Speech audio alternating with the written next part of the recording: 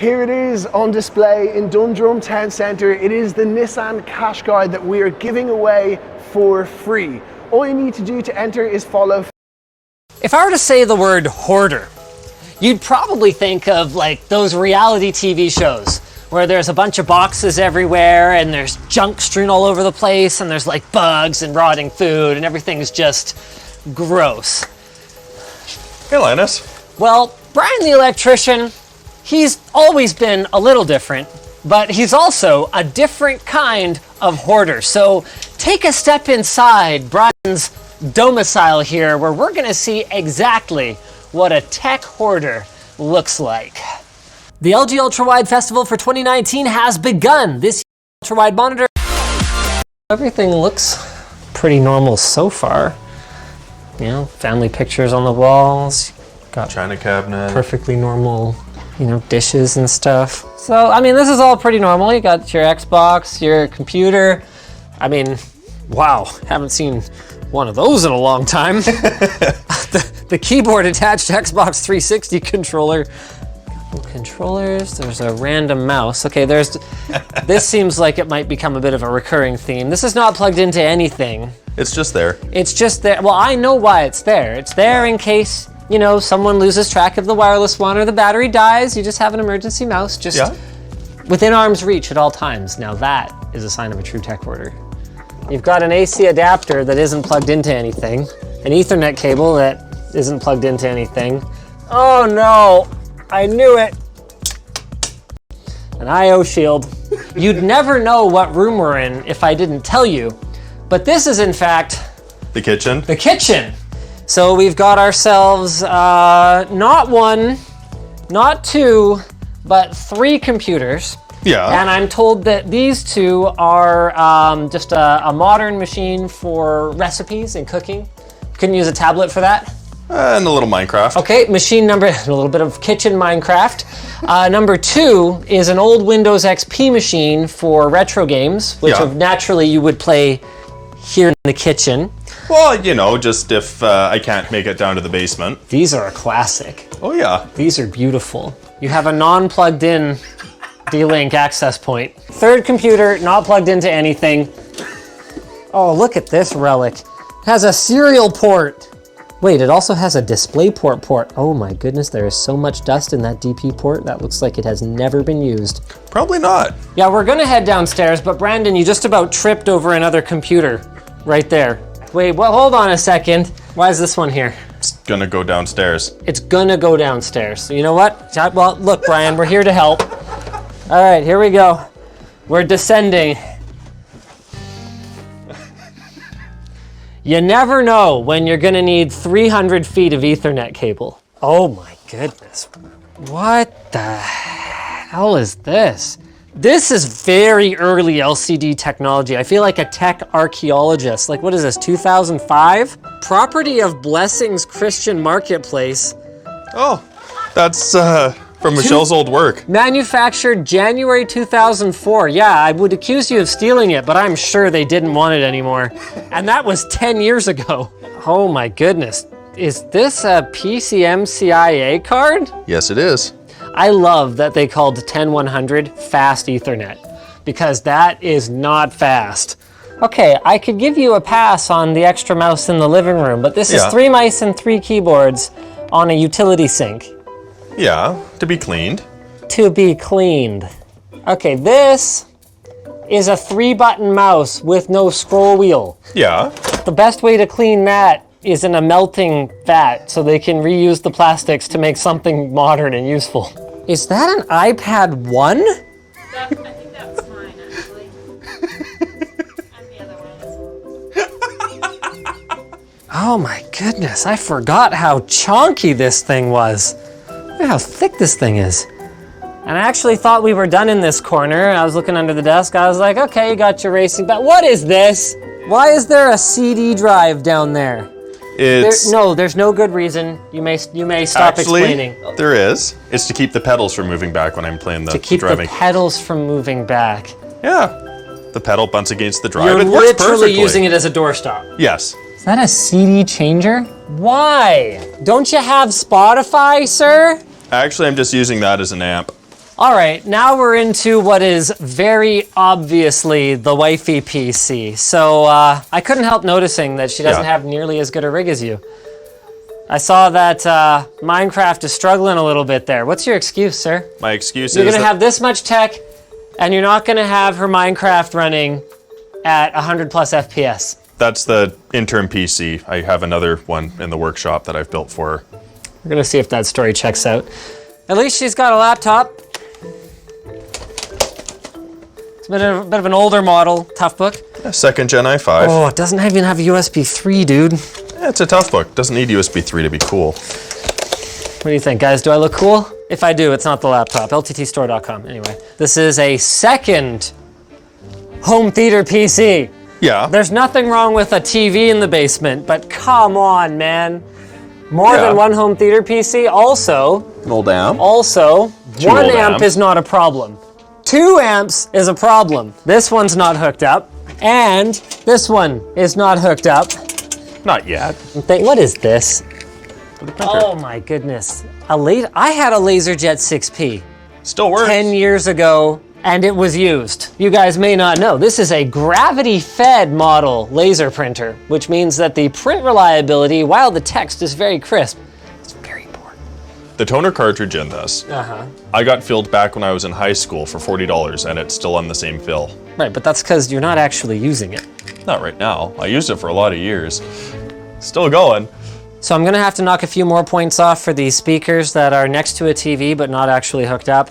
And Not then- yet. And now it's time for the workshop. Now, Yeah. so far this has been, I'd say, a moderate case of tech hoarding, but my understanding, based on all the things Brian claims to be working on all the time, is that there's definitely another level that we can ratchet up to here. You'll see. Ow! Ha ha ha ha ha! Very funny, Justine. Oh my goodness. Oh man. Okay. Where do we even start here? What do you have a box machine for? That is the Minecraft server. And does this Minecraft server actually serve to anyone outside of this house? Yes. Oh, it does. Okay, Yep. so you're running your own Minecraft server Yep. out of this, by the way, very nice, love it, wooden server cabinet.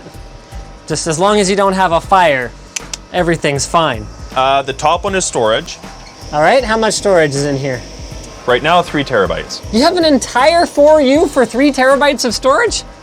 It's also redundant. All the drives are in RAID 1. Holy smokes. So do you just like rock out in here? What is this amplifier you got going on here? I need better speakers to go with it. I'll say that right now. But that's a 500 watt 2-channel Rotel. So there are already some fascinating relics in here. This AIO has got to be at least 15 years old. That is a first gen i3. That's a machine Michelle was using. I just need to make sure there's no pictures on it before it goes to recycling.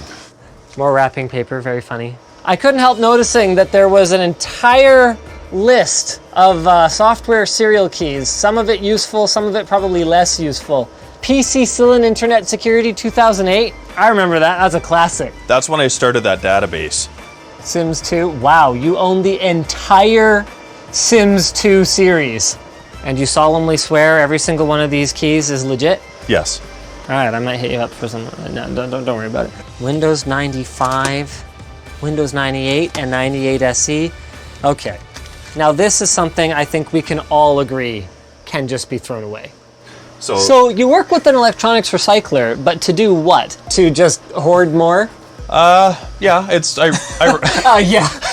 I rescue machines I find interesting that I actually have an interest in, as well as any stuff that I don't have room for or I've lost interest in or that doesn't work. I'm able to bring it back and get rid of it. Got it. The motherboard on the wall behind this screen, Yeah. that was my first machine. Really? That board was in a computer that my dad bought new in '95. Wow.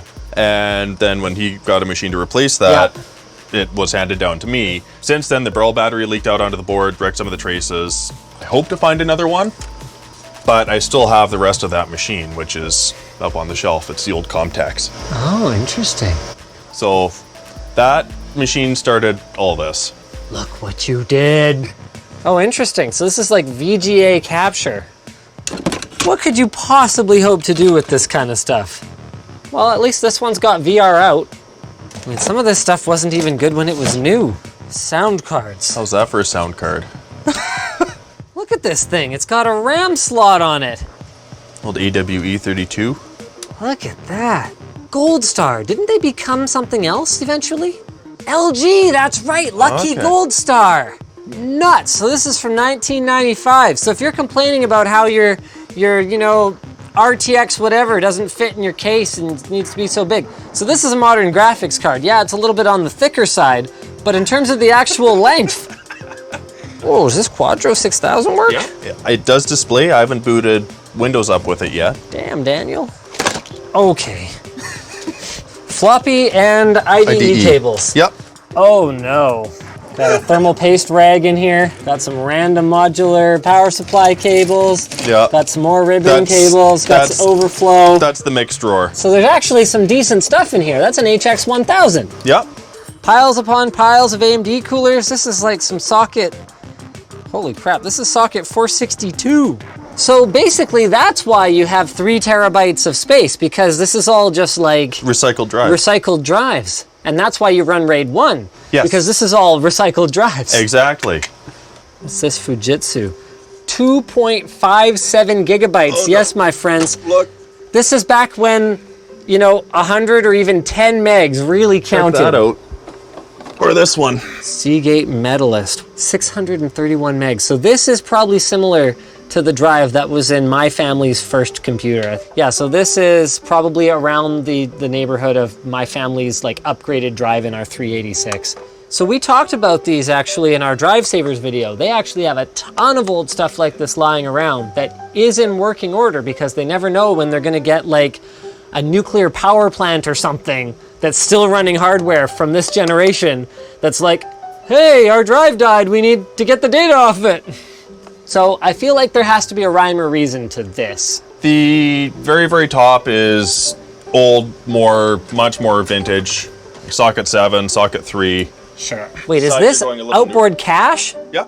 Wow! Coast module. So guys, cache didn't used to be integrated right next to the CPU. Instead, you had to actually install cache. Now, the theoretical benefit of this is that if your CPU didn't have enough cache for your workload, theoretically, you could upgrade it with more cache down the line. Optical drives for days. I just purged a bunch too. Did you now? Yes. Couldn't tell. Got some of them iMac power cables. Do these work? Those ones I think have graphics issues, so I'm probably just going to salvage the drives and RAM out of them. And Bummer. That's the thing about all-in-one computers that's so frustrating and wasteful, hey? Yep. As soon as they stop working, you can't even use them as a monitor. Although some of the older iMacs, I think you could, but not the newer ones anymore. Is that an EPC manual? Why would you why would you care about why would you keep this? Because I actually have one a friend gave me. Well, yeah, but you don't need the manual. It's just powering on your EPC. Install the battery pack, connect the AC power cord, turn on the EPC. I've never actually looked at the manual. Complicated. Ew. Gross. No, don't look at that. Don't look at that. We're done here. IO shields for days. I always keep these things just in case I ever encounter that board again, or like find one that happens to have exactly the same layout. Yep. It has never once paid off. Oh my goodness. Cyrix CPUs, and you got a whole shelf. Why? These are worth more in gold than they are in functioning processor. That's a 133. A 133, oh, with the integrated fan, huh? Yeah. Bet you could overclock the snot out of that thing. Athlon XP era, very nice. 1 gigahertz K7. A lot of people don't know this, but AMD was actually the first to break the 1 gigahertz barrier. The more you know. Oh, socketed laptop chips. This is gonna be like Banyas Core, like early Core series, I would guess, right? Core 2, I think. Oh, wow. A Gravis gamepad. Okay, now this had a really amazing feature for the time. You see this threaded insert right here? So you could actually take this little winky joystick and you could screw it into it, and then you could use it like more like an arcade stick and like a fight pad. So a lot of you kids probably won't know this, but before there was a 3.5-inch floppy, there was a 5.25-inch floppy. Yes, my friends, I forget what the capacity of these was, but one thing is for sure, Adventure Math fit on at least 2 of them. Risk! Disc 1 of 2, Disc 2 of 2!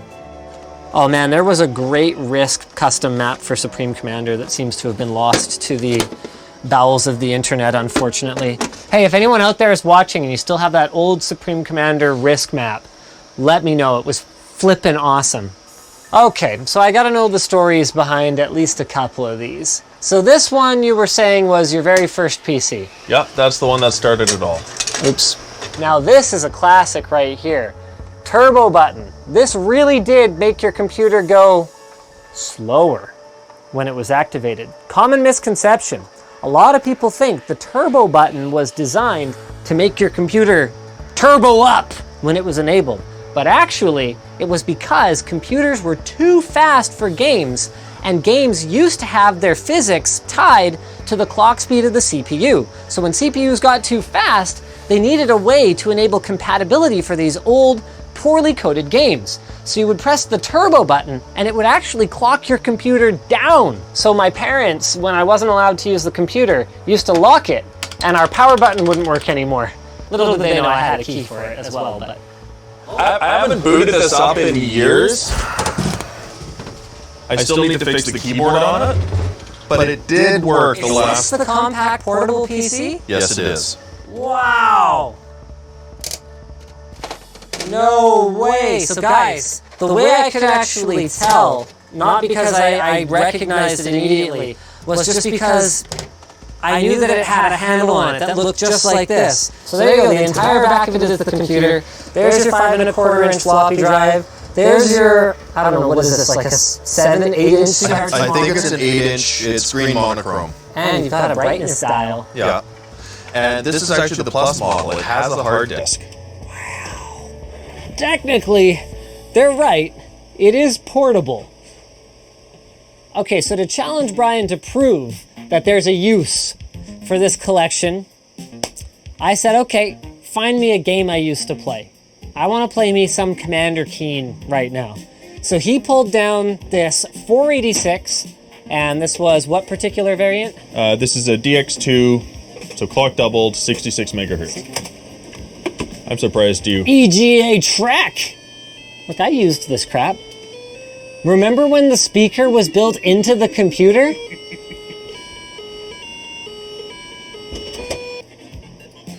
Oh, it is too. I don't know what the controls are. Thought it was space. That might be control or something. Oh. That it looks like some demented dog. What is this? What? I'm stuck. What the crap? You need the key.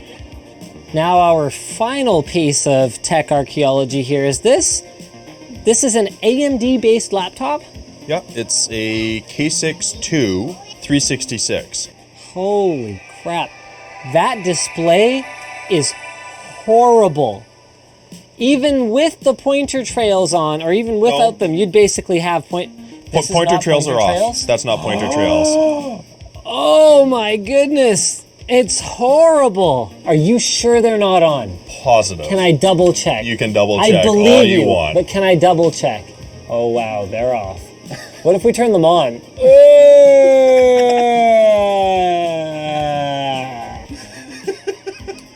That's awful. How far we've come. So imagine this. It's after midnight and someone's knocking on your door. Did you order pizza in your sleep again, or is it something a little bit more worrisome? Well, instead of getting out of bed, deciding whether it's worth taking the time to put clothes on or not, you can check who's there with the Ring Doorbell Camera Kit. The Video Doorbell 2 has a motion sensing camera with adjustable sensitivity. It's 1080p with 160 degrees of vision, so it's nice and clear. It features two-way audio, so you can talk to whoever's at the door, and it's powered by either a battery or 8 to 24 volt AC doorbell wiring, so that you can use your existing wiring. And the Spotlight camera also features 1080 HD video, two-way talk, and LED lights, and this one also has a siren. So you can place it anywhere where you need a second set of eyes, like at your back door or inside your garage. So get some peace of mind with the Ring doorbell camera kit. Hi, have you always wanted to learn to code but don't know where to start? Would you like to make amazing websites and apps and bring your ideas to life? Then this is your course on web development from beginner to advanced. Programming is the most in-demand skill in 2019. Okay, so the goals for today's video are simple.